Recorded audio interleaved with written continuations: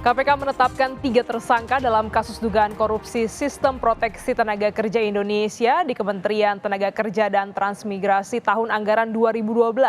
KPK menegaskan pengusutan kasus yang sempat menyeret nama Muhaimin Iskandar ini tidak ada kaitannya dengan kontestasi politik saat ini. Komisi Pemberantasan Korupsi telah menetapkan 3 tersangka kasus dugaan korupsi Sistem Proteksi Tenaga Kerja Indonesia di Kementerian Tenaga Kerja dan Transmigrasi. 2 tersangka diantaranya sudah ditahan KPK, yakni Reina Usman, mantan pejabat Kemenaker Trans sekaligus politisi PKB, dan Inyoman Darmanta, pejabat Kemenaker saat ini.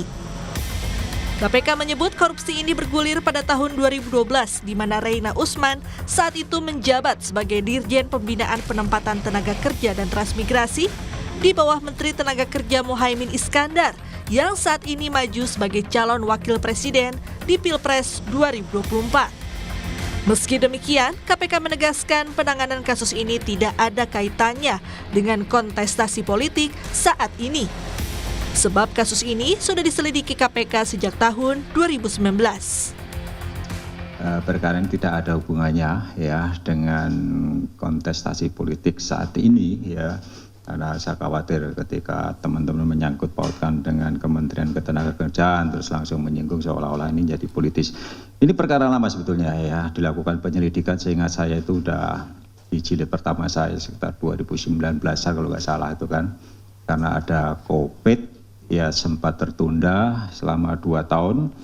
Ini juga tempus deliktinya ini di berbagai daerah juga dan juga di Malaysia kalau tidak salah ya. KPK juga menegaskan pemeriksaan Muhaimin Iskandar sebagai saksi pada September 2023 merupakan hal yang wajar. Sebab Caimin menjabat sebagai Menaker Trans saat korupsi itu terjadi. Nah, kejadiannya sendiri kan terjadi pada tahun berapa sih? 2012 ya, tahun anggarannya kan 2012 kan. Jadi saya pikir sudah clear ya, jadi nggak ada hubungannya apakah ini nanti akan dipanggil dan ya, kalau nggak salah sudah diklarifikasi mungkin ya pada sebagai saksi ya pada saat penyidikan kan seperti itu. Ya lumrah saja kan begitu, itu hal yang wajar untuk didalami pengetahuan ya, selaku atasan dari Dirjen terkait dengan kegiatan ini. Dan saya pikir juga sudah clear, nggak ada persoalan. KPK menyatakan kasus dugaan korupsi Sistem Proteksi Tenaga Kerja Indonesia di Kemenaker Trans merugikan negara sebesar 17,6 miliar rupiah. 2 tersangka yakni Reina Usman dan Inyoman Darmanta ditahan KPK selama 20 hari ke depan.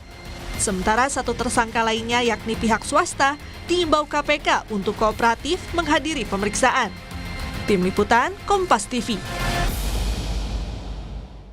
Perkembangan informasi soal kasus dugaan korupsi di Kementerian Tenaga Kerja dan Transmigrasi akan disampaikan jurnalis Kompas TV, Tifal Solesa dari Gedung KPK Jakarta. Tifal, 2 dari 3 tersangka sudah ditahan, lantas bagaimana dengan 1 tersangka lainnya?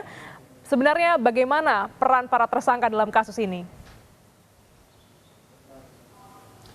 Betul bahwa ada 1 tersangka lagi yang masih belum menjalani masa penahanan oleh Komisi Pemberantasan Korupsi. Bahkan kemarin Alexander Marwata selaku Komisioner KPK sudah mengingatkan terhadap 1 nama ini untuk bisa kooperatif pada panggilan berikutnya untuk menjalani pemeriksaan dengan status barunya sekarang sudah sebagai tersangka dalam dugaan korupsi pengadaan Sistem Proteksi Tenaga Kerja Indonesia di lingkungan Kementerian Ketenagakerjaan dan Transmigrasi atau Kemenaker Trans tahun 2012 yang saat itu masih dalam wewenangan dari Presiden Susilo Bambang Yudhoyono waktu itu. Dan 1 nama tersebut adalah atas nama Karunia dari pihak swasta, lebih lengkapnya lagi yang merupakan Direktur PT Adi Inti Mandiri. Sementara untuk 2 tersangka lainnya sudah menjalani masa penahanan. Tadi juga sudah sempat disampaikan bahwa nama Direktur Jenderal Pembinaan dan Penempatan Tenaga Kerja dan Transmigrasi Kemenaker Trans 2011-2015 Reina Usman, lalu pejabat pembuat komitmen dalam proyek tersebut atas nama Inyoman Darmanta sudah menjalani masa penahanan sejak kemarin di tanggal 25 Januari 2024 hingga 13 Februari mendatang selama 20 hari begitu terhitung di rutan Komisi Pemberantasan Korupsi. Soal peran dari masing-masing ini kalau merujuk dari keterangan yang disampaikan Alexander Marwata mewakili KPK dalam keterangan pers kemarin di tanggal 25 Januari 2024 disampaikan saat itu bahwa untuk perannya masing-masing ini ditempatkan secara khusus begitu ya sesuai dengan tupoksinya, terutama dalam hal ini atas nama Karunia.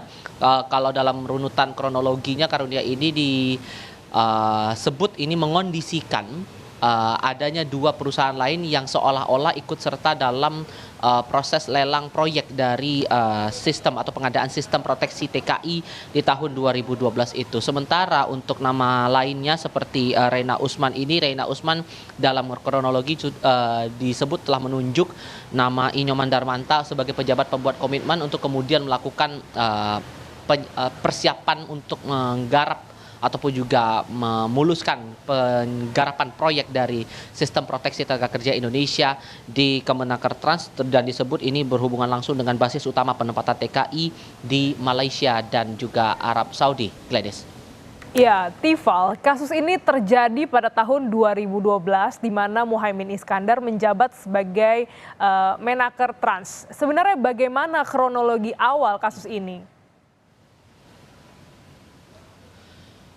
Alexander Marwata saat itu menyampaikan bahwa penyelidikan atas kasus ini dimulai saat itu di tahun 2019 dengan mengantongi sejumlah data-data awal untuk kemudian ditelusuri kepada sejumlah pihak untuk kemudian dikonfirmasi dan didalami lagi lebih lanjut. Kemudian selang 2 tahun ini sempat terkendala begitu karena pandemi COVID-19 sehingga ini sempat menghambat proses penyelidikan hingga masuk ke tahap penyidikannya.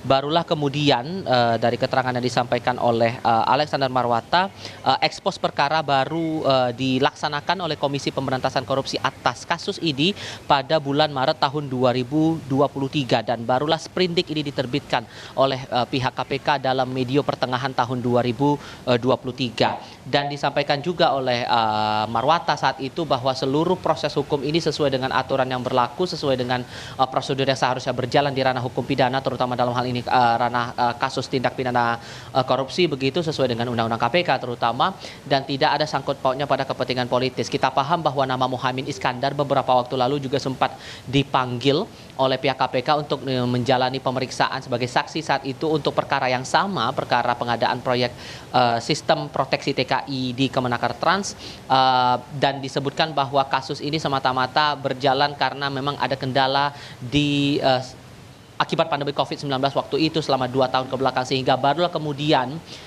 diekspos perkaranya tahun lalu kemudian sprindik berjalan di tahun yang sama dan baru bisa diungkap siapa pelaku-pelaku yang dianggap atau dipandang bisa bertanggung jawab dalam perkara ini di hari kemarin dalam keterangan pers pada tanggal 25 Januari tahun 2024. Ditambah lagi bahwa untuk audit BPK ini semuanya juga sudah disesuaikan lagi dengan aturan yang ada sehingga semuanya ditegaskan kembali oleh Alexander Marwata sudah berjalan sesuai dengan prosedur hukum yang berlaku. Gladys. Terima kasih jurnalis Kompas TV Tifal Solesa langsung dari Gedung KPK Jakarta.